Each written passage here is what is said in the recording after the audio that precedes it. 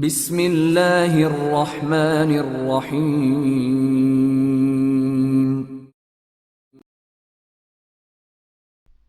Great adventure Imran series, مصنف ظہیر احمد۔ ایک خاصے بڑے آفس کے انداز میں سجے ہوئے کمرے میں آفس ٹیبل کے پیچھے ایک لمبے قد اور بھاری جسم کا آدمی بیٹھا ہوا تھا۔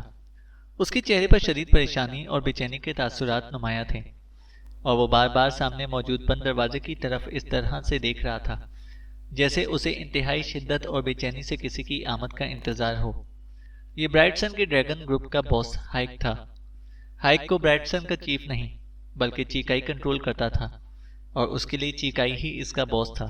وہ چیکائی کے احکامات پر عمل کرتا تھا اور ہر بات کا اسے ہی جواب دے تھا، اور ڈریگن ولیج کے معاملات کو وہی دیکھتا تھا۔ تھوڑی دیر بعد کمرے کا دروازہ کھلا۔ لمبے قد اور مضبوط جسم کے مالک دو نوجوان اندر داخل ہوئے۔ سوری باس، ہمیں آنے میں تھوڑی دیر ہو گئی۔ آنے والے افراد میں سے ایک نے میز کے پیچھے بیٹھے ہوئے آدمی سے مخاطب ہو کر کہا۔ بیٹھو، باس نے انہیں تیز نظروں سے گھورتے ہوئے کہا، تو وہ دونوں میز کی دوسری طرف پڑی ہوئی کرسیوں پر بیٹھ گئے۔ ان کے چہروں پر سنجیدگی کے تاثرات نمایاں تھے۔ دیر سے آنے کی وجہ؟ باس نے اسے گھورتے ہوئے کہا۔ رات شدید برف باری ہوئی تھی جس سے ساری سڑکیں تقریباً بند ہو گئی تھیں۔ راستے کی صفائی ہو رہی تھی۔ ٹریفک جیم ہونے کی وجہ سے ہمیں پیدل آنا پڑا۔ بہرحال ریچی اور چیکی، میں نے تمہیں ایک ضروری کام کے سلسلے میں طلب کیا ہے، ہائیک نے ان دونوں سے مخاطب ہو کر کہا۔ یس باس، ہم حکم کے منتظر ہیں، ان دونوں نے بیک زبان ہو کر کہا۔ ہل اسٹیشن سے ابھی کچھ دیر پہلے ایک رپورٹ ملی ہے، ایک اہم ترین رپورٹ، ہائیک نے کہا۔ وہ کیا باس؟ دوسرے آدمی نے پوچھا جس کا نام چیکی تھا۔ ہل اسٹیشن سے غیر ملکی جوڑا گھوڑوں کے ذریعے اوچان ولیج سے ہوتا ہوا ہماری طرف آ رہا ہے، ہائیک نے کہا۔ غیر ملکی جوڑا آ رہا ہے؟ میں سمجھا نہیں باس، پہلے بولنے والے آدمی نے ریچی نے چونک کر کہا۔ وہ غیر ملکی جاسوس ہیں باس، چیکائی نے ان کا پتہ چلایا تھا، مگر وہ اسے ڈاج دے کر ہل اسٹیشن سے گھوڑوں کے ذریعے نکل بھاگنے میں کامیاب ہو گئے ہیں، ہائیک نے کہا۔ یہ کیسے پتہ چلا باس کہ وہ ڈریگن سٹی آ رہے ہیں؟ کیا وہ کہیں اور نہیں جا سکتے؟ چیکی نے پوچھا۔ وہی بتا رہا ہوں، چیکائی نے ان کا پیچھا کیا تھا اور ساتھ ہی چاند ولیج کی پولیس کو الرٹ کر دیا تھا، جس نے راستوں کی ناکہ بندی کر کے ان کو پکڑنے کی کوشش کی تھی، مگر وہ درے پر پہرا دینے والے چاروں سپاہیوں کو قتل کر کے وہاں سے فرار ہونے میں کامیاب ہو چکے ہیں، باس نے کہا۔ اوہ، ان کے منہ سے نکلا۔ چاروں سپاہیوں کی لاشیں مل چکی ہیں، اسی سے اندازہ لگایا گیا کہ وہ ڈریگن سٹی کی جانب بڑھ رہے ہیں، ہائیک نے کہا۔ لیکن باس، یہ بھی تو ممکن ہے کہ وہ ڈریگن سٹی آنے کی بجائے اپنا راستہ بدل دیں اور دوسری طرف نکل جائیں، چیکی نے کہا۔ ہاں، ایسا ہو سکتا ہے، مگر دارالحکومت جانے کے لیے ٹرین ڈریگن سٹی سے ہی ملتی ہیں، اس لیے ان کا ادھر آنا لازمی ہے، ہائیک نے کہا۔ اوہ، اس کا مطلب ہے کہ غیر ملکی ایجنٹوں کا یہ جوڑا ڈریگن سٹی سے ٹرین کے ذریعے دارالحکومت جانا چاہتا ہے، ریچی نے کہا۔ ہاں، اس کے علاوہ آس پاس کے سارے گاؤں اور قصبوں میں پولیس کو الرٹ کر دیا گیا ہے تاکہ اگر وہ وہاں پر جائیں تو پکڑے جا سکیں، ہائیک نے کہا۔ ہمارے لیے کیا حکم ہے چیف؟ چیکی نے پوچھا۔ تم دونوں اپنے آدمیوں کو لے کر شہر اور شہر آنے والے راستوں کی ناکہ بندی کر دو تاکہ اگر وہ واقعی اسی طرف آ رہے ہیں تو ان کو پکڑا جا سکے۔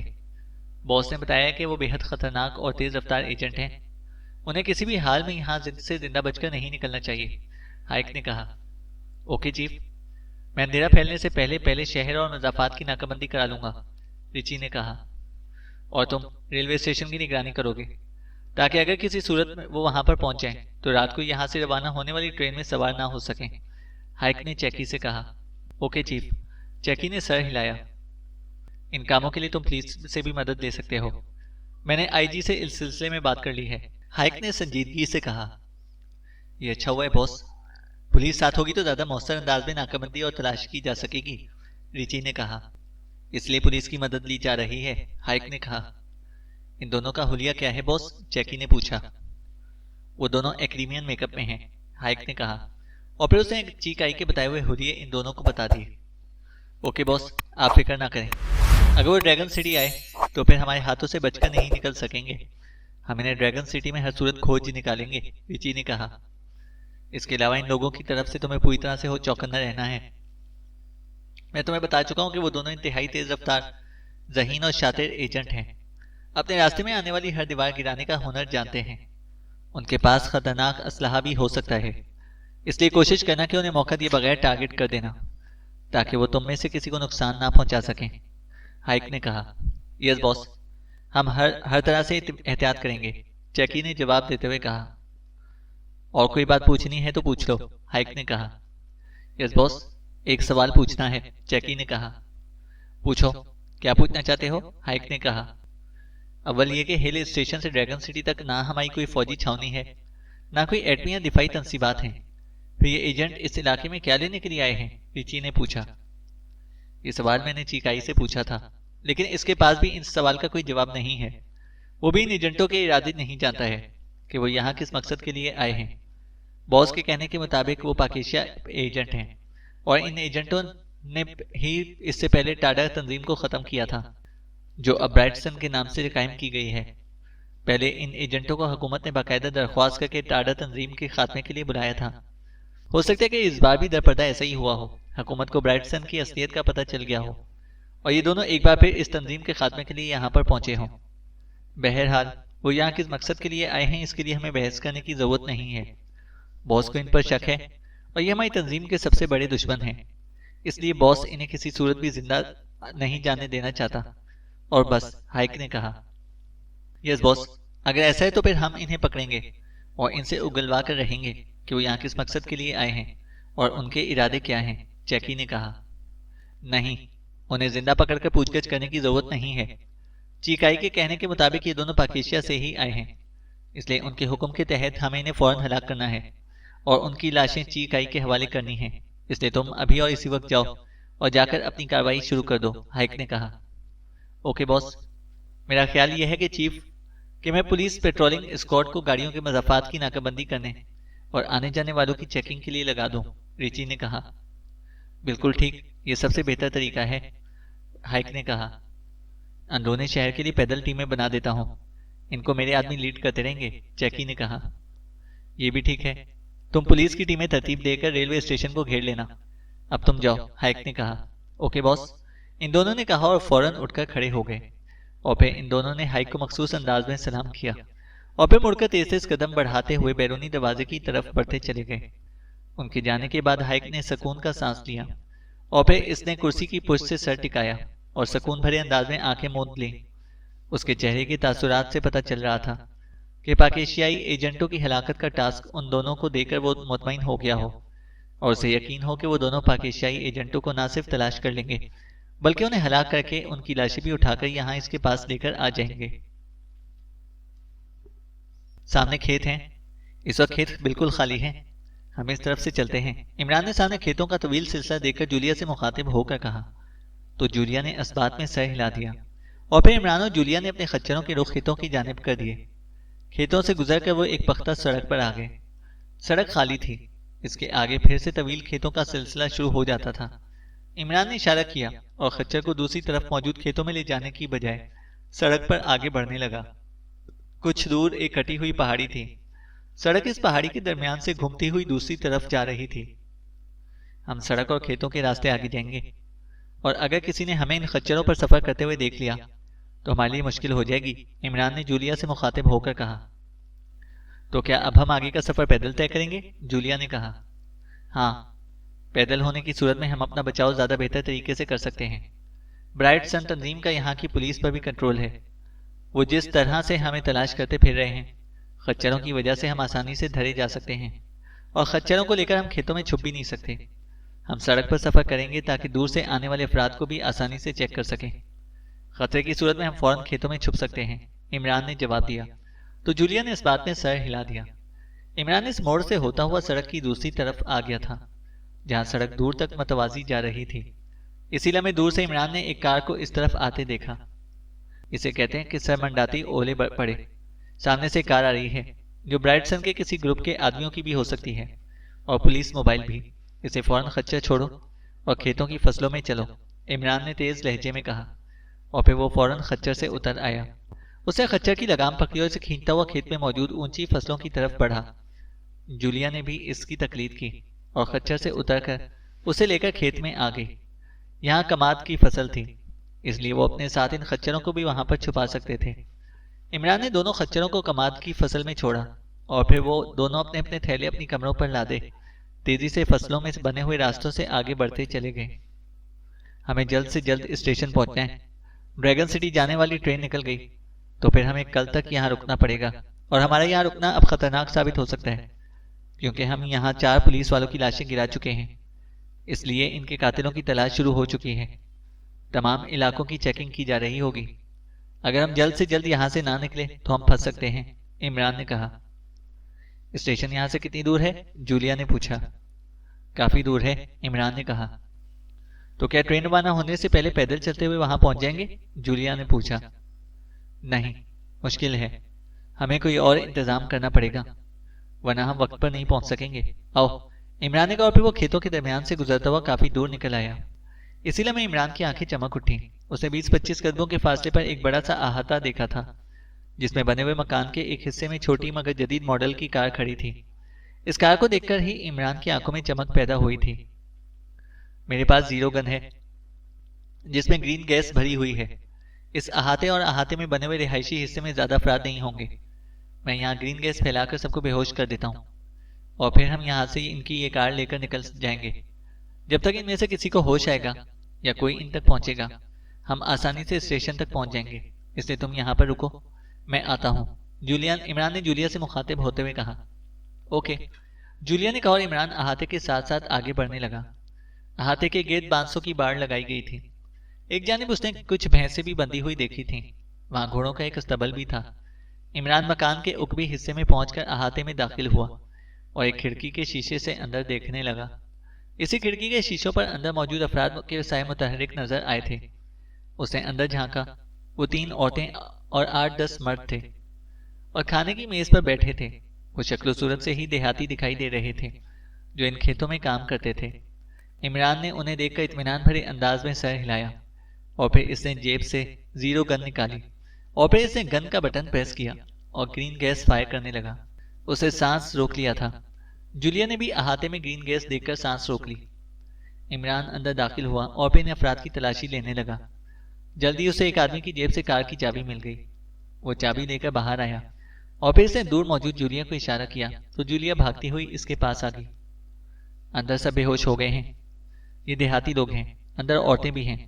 تم کسی ایک کو اٹھا کر کسی کمرے میں لے کر جاؤ اور اس کا دیہاتی لباس پہن لو، پھر میں تمہارے چہرے پر اس دیہاتی عورت کا میک اپ کر دوں گا۔ میں بھی ایک دیہاتی کا لباس پہن کر اس کا میک اپ کر لیتا ہوں، اس طرح ہم پر کسی کو بھی شک نہیں ہوگا اور اسٹیشن پر ہمیں چیک بھی نہ کیا جا سکے گا، عمران نے کہا۔ تو جولیا نے اس بات میں سر ہلا دیا اور پھر وہ اندر چلی گئی۔ عمران نے ایک آدمی کو اٹھایا جو تقریباً اس کے قد کاٹ کا تھا۔ عمران اس آدمی کو اٹھا کر ایک کمرے میں لے کر گیا۔ کچھ دیر بعد عمران اس دیہاتی کا میک اپ کر کے اور اس کا لباس پہن کر باہر آ گیا تھا۔ جولیا بھی ایک دیہاتی عورت کا لباس پہن کر آ گئی تھی۔ عمران نے اندر جا کر اس عورت کا چہرہ دیکھا جس کا جولیا نے لباس پہنا تھا۔ وہ ایک نوجوان اور سادہ سی عورت تھی۔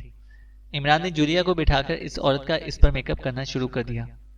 کچھ ہی دیر میں جولیا بھی ایک عام اور سادہ سی دیہاتی عورت لگ رہی تھی۔ بہت خوب، اس روپ میں تو تمہارا حسن اور زیادہ نکھر آیا ہے۔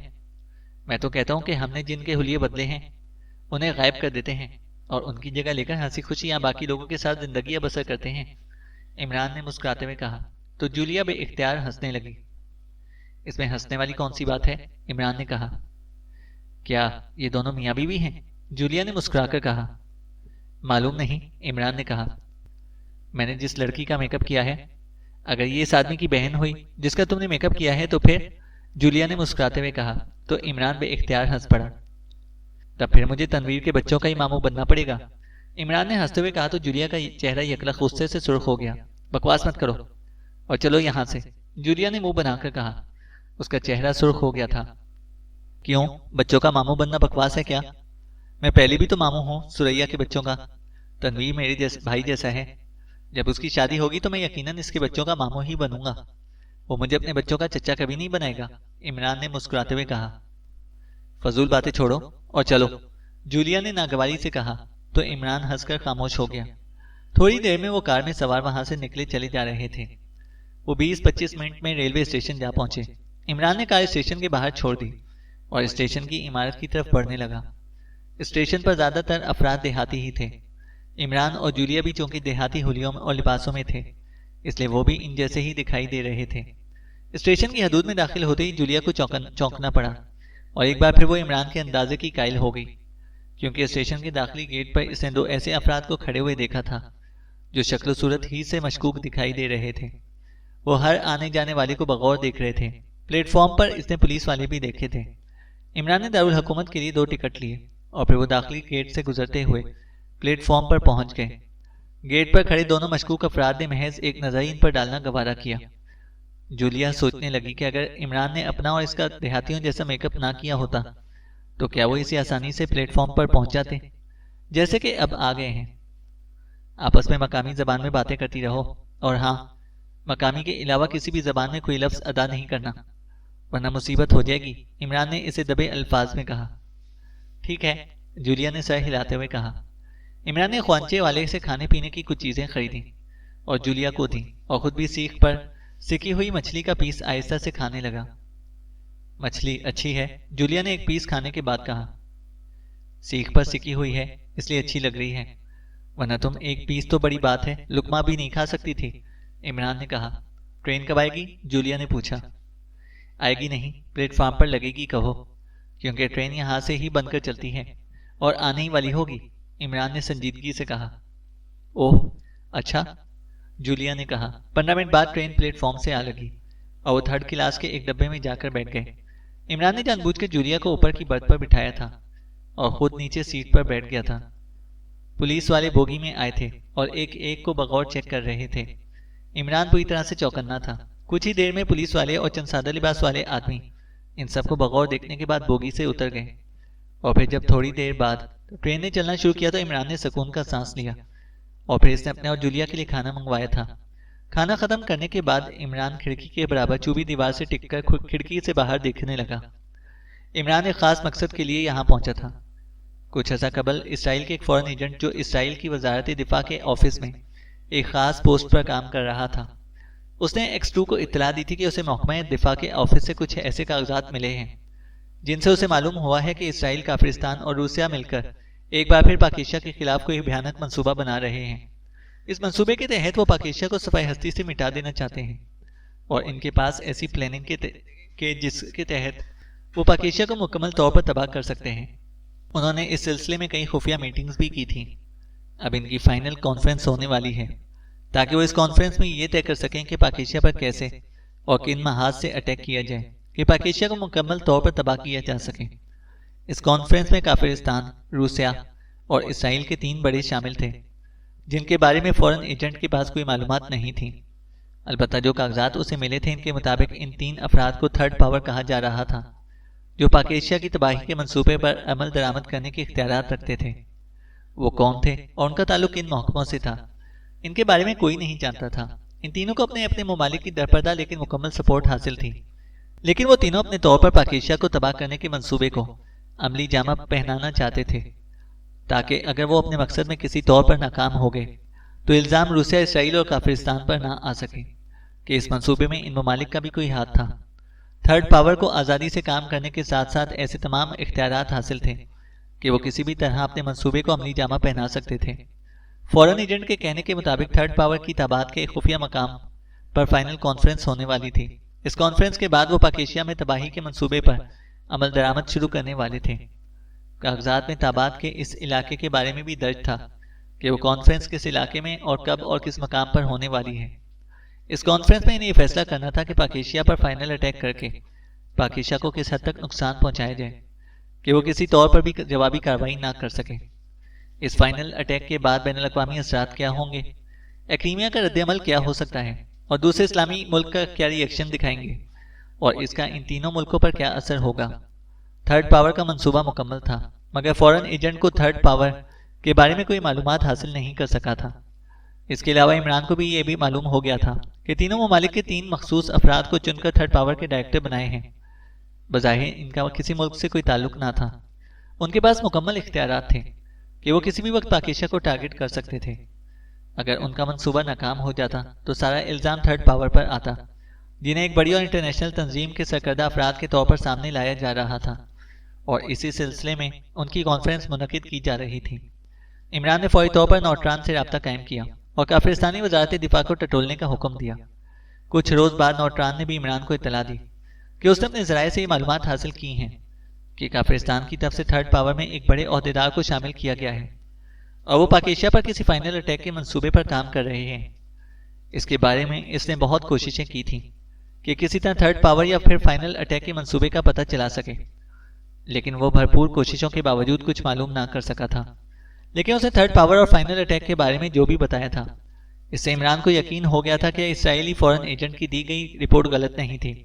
اس نے اسرائیلی فورن ایجنٹ سے وہ کاغذات منگوا لیے تھے جن میں اس بات کی تصدیق کی گئی تھی کہ تابات کے خفیہ مقام پر تھرڈ پاور فائنل کانفرنس کرنے والے تھے۔ اس کانفرنس میں خفیہ طور پر پہنچیں گے اور پھر اس کانفرنس میں وہ فائنل اٹیک کی تاریخ فکس کریں گے۔ پاک ایشیا پر 3 طاقتور ممالک سے حملہ کرنے کا منصوبہ بنایا جا رہا تھا جس کی تیاری مکمل ہو چکی تھی۔ فائنل اٹیک کیا تھا اور کس طرح سے پاک ایشیا کو تباہ کرنا اور برباد کرنے کا پروگرام بنایا جا رہا تھا، یہ عمران کو معلوم نہیں تھا۔ اس لیے عمران کا اس معاملے میں فکرمند ہونا لازمی امر تھا۔ عمران نے اسرائیلی، کافرستانی اور روسیائی ایجنٹوں کو ہر طرف دوڑایا اور انہیں ہر صورت میں پاک ایشیا پر کیے جانے والے فائنل اٹیک اور تھرڈ پاور کے بارے میں معلومات حاصل کرنے کا حکم دیا، لیکن وہ اس بارے میں کچھ بھی معلوم نہ کر سکے۔ فائنل کانفرنس کے دن نزدیک آتے جا رہے تھے، اس لیے عمران نے سب کچھ چھوڑ کر خود تابات جانے کا پروگرام بنا لیا۔ اسے نوٹران نے یہ رپورٹ ضرور دے دی تھی کہ تابات کی مقامی تنظیم برائٹ سن اس کے راستے کی رکاوٹ بن سکتی ہے، کیونکہ اسے خفیہ ذرائع سے معلوم ہوا تھا کہ کافرستان کی ایک ایجنسی کے سربراہ نے تابات برائٹ سن ایجنسی کے چیف کو ٹرانسمیٹر کال کی تھی جس میں اس نے بتایا تھا کہ عمران اور پاک ایشیا سیکرٹ سروس کے ممبران اس کی تنظیم کی تباہی کے لیے تابات پہنچ سکتے ہیں۔ عمران اور اس کے ساتھیوں نے کافی عرصہ قبل تابات میں تاڈا نامی کرمنل تنظیم کا خاتمہ کیا تھا، جس کے خاتمے کی درخواست خصوصی طور پر تاباتی حکمران جماعت نے سلطان کے ذریعے ایکس2 تک پہنچائی تھی۔ چونکہ یہ تنظیم بے حد فعال تھی اور انسانی اسمگلنگ کے ساتھ ساتھ یہ ہر قسم کے ڈرگز اور اسلحہ کی سپلائی کا کام بھی کرتی تھی اور پاک ایشیا میں عسکریت پسند عناصروں کو تباکن ہتھیار اور بم فراہم کرتی تھی۔ اس لیے عمران نے پوری ٹیم کے ساتھ تابات پہنچ کر اس تنظیم کے خلاف کام کیا تھا اور اسے مکمل طور پر ختم کر دیا تھا، لیکن وہ اس تنظیم کے چیف تک نہ پہنچ سکا تھا۔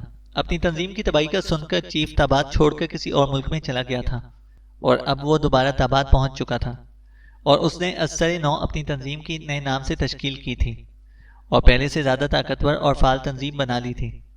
کافرستانی ایجنسی کے سربراہ نے برائٹ سن کی تنظیم کے چیف کو اس حد تک یقین دلایا تھا کہ عمران اور اس کے ساتھی ایک بار پھر ان کی سرکوبی کے لیے آ رہے ہیں، اس لیے وہ ان سے بچ کر رہیں اور وہ جیسے ہی تابات پہنچے ان کے خلاف سخت ترین ایکشن لیں اور کسی بھی طور پر انہیں ختم کر دیں، ورنہ وہ پہلے کی طرح ایک بار پھر اس تنظیم کو ختم کر کے رکھ دیں گے۔ برائٹ سن کا چیف، جو پہلے عمران اور اس کے ساتھیوں کی کارکردگی سے آگاہ تھا اور وہ پہلے ہی جانتا تھا کہ پوری دنیا میں عمران اور اس کے ساتھی ہی اس کی تنظیم کے بقیے ادھیڑ سکتے ہیں، اس لیے اس نے اپنی پوری تنظیم کو عمران اور اس کے ساتھیوں کی تابات میں آمد سے روکنے کے انتظامات شروع کر دیے تھے اور پورے تابات میں برائٹ سن تنظیم کے گروپس ایکٹیو کر دیے گئے تھے کہ اگر عمران اور اس کے ساتھی وہاں پر پہنچیں تو انہیں فوراً ہلاک کیا جا سکے۔ عمران نے ساری اطلاعات اکٹھی کی اور پھر اس نے جولیا کو اپنے ساتھ لیا اور تابات روانہ ہو گیا۔ وہ دونوں میک اپ کر کے تابات پہنچے اور پھر وہ ایکریمیا سے آنے والی ایک کوہ پیمائی ٹیم میں شامل ہو گئے۔ یہاں 3 کوہ پیمائی ٹیمیں تھیں جن میں سے ایک ٹیم میں عمران اور جولیا بھی شامل تھے۔ دونوں ٹیمیں مختلف پہاڑوں کی طرف چلی گئی تھیں، جبکہ عمران تیسری ٹیم کے ہمراہ اس علاقے میں آ گیا تھا جو یہاں سب سے اونچے پہاڑ کی چوٹی سر کرنا چاہتے تھے۔ راستے میں ان کے ساتھ چیکائی بھی شامل ہو گیا تھا۔ چیکائی کوہ پیما کے طور پر ان کے ساتھ آیا تھا، لیکن عمران نے اسے فوراً پہچان لیا تھا۔ وہ اس ٹیم کے افراد کو چیک کرنا چاہتا تھا۔ عمران جانتا تھا کہ چیکائی انتہائی تیز ترار اور شاطر ترین آدمی ہے جو میک اپ پہچاننے کا ماہر ہے۔ وہ اس سے کچھ معلومات حاصل کرنا چاہتا تھا اور پھر اس سے الگ ہو جانا چاہتا تھا، اس لیے کچھ روز تک وہ اسے جھیلتا رہا۔ پھر جب اسے اس کے مطلب کی معلومات مل گئیں تو وہ اس سے الگ ہو گیا۔ اب یہ اور بات ہے کہ چیکائی بابلے کتے کی طرح انہیں تلاش کرتا پھر رہا تھا اور وہ اس کی نظروں سے سینکڑوں کلومیٹر دور نکل آئے تھے۔ اب اسے دارالحکومت پہنچ کر خود کو محفوظ کر کے کانفرنس کی جگہ کے بارے میں معلومات حاصل کرنا تھی۔ ابھی کانفرنس ہونے میں چند دن باقی تھے، لیکن عمران تھرڈ پاور کی فائنل کانفرنس ہونے سے پہلے اس بات کا پتہ لگانا چاہتا تھا کہ آخر یہ تھرڈ پاور ہیں کون اور ان کے پاس ایسا کون سا منصوبہ ہے کہ وہ پاک ایشیا پر فائنل اٹیک کی تیاریاں مکمل کر چکے ہیں۔ وہ سوچتا رہا اور ٹرین تیزی سے اپنی منزل کی طرف بڑھتی جا رہی تھی۔ ہر آنے والے لمحے کے ساتھ وہ دارالحکومت کی جانب بڑھ رہے تھے۔ اچانک عمران بوگی میں آنے والے ایک آدمی کو دیکھ کر بے اختیار چونک پڑا۔ وہ ایک سادہ لباس والا آدمی تھا جو سیٹوں کے پاس کھڑا اسے ہی گھور رہا تھا۔ اس کی نظریں عمران کے چہرے پر جمی ہوئی تھیں۔ پھر اس نے متلاشی نظروں سے ادھر ادھر دیکھا۔ پھر اوپر برتھ پر سوئی ہوئی جولیا کو دیکھ کر اس کے چہرے پر ہلکی سی مسکراہٹ ابھر آئی۔ پھر وہ نچلی سیٹ پر پیر رکھ کر اوپر اچکا اور جولیا کے چہرے کو بغور دیکھنے لگا۔ پھر اس نے جولیا کے پیروں کو دیکھا اور عمران کے جسم میں یکلخت پارد سا دوڑ گیا۔ وہ آدمی نیچے اترا، پھر جھک کر عمران کے پیروں کو دیکھنے لگا۔ اس بار پھر عمران نے اس کے لبوں پر ہلکی سی مسکراہٹ ابھرتے دیکھی تھی۔ ایسی ہی مسکراہٹ شکار کو دیکھ کر شکاری کے لبوں پر ابھرتی ہے۔ وہ مڑا اور آگے بڑھتا چلا گیا، لیکن عمران وہ تو ساکت بیٹھا تھا۔ اس کی ذرا سی غفلت سے ان کا راز کھل گیا تھا۔ اس سے غفلت یہ ہوئی تھی کہ انہوں نے مقامی لوگوں کا لباس پہن لیا تھا، میک اپ کر لیا تھا، وضاقتہ بدل لی تھی، کوہ پیمائی بوٹ بھی بدل لیے تھے، مگر جو بوٹ اور سینڈل انہوں نے پہنے تھے وہ اس طبقے کے لوگ ہرگز نہیں پہن سکتے تھے جس طبقے کا اس نے میک اپ اور رہن سہن اپنایا ہوا تھا۔ ان کے پیروں میں موجود جوتے اور سینڈل خاصے قیمتی تھے اور سادہ لباس والا آدمی انہیں دیکھ کر ہی چونکا تھا۔ جولیا کی سینڈلوں اور عمران کے بوٹوں نے اس کو مشکوک کر دیا تھا، اور مشکوک ہونے کا مطلب یہی تھا کہ وہ دشمن کے جال میں پھنس چکے ہیں، ایسا جال جس میں پھنس کر وہ صرف اور صرف موت کا شکار بن سکتے ہیں۔ موت کا یہ جال تیزی سے ان کے گرد پھیل رہا تھا اور بظاہر عمران کو موت کے اس جال سے بچ نکلنے کی کوئی صورت دکھائی نہ دے رہی تھی۔ چینل کو سبسکرائب کریں اور بیل آئیکن کو پریس کریں تاکہ ہماری ہر اپڈیٹ آپ کو بر وقت مل سکے۔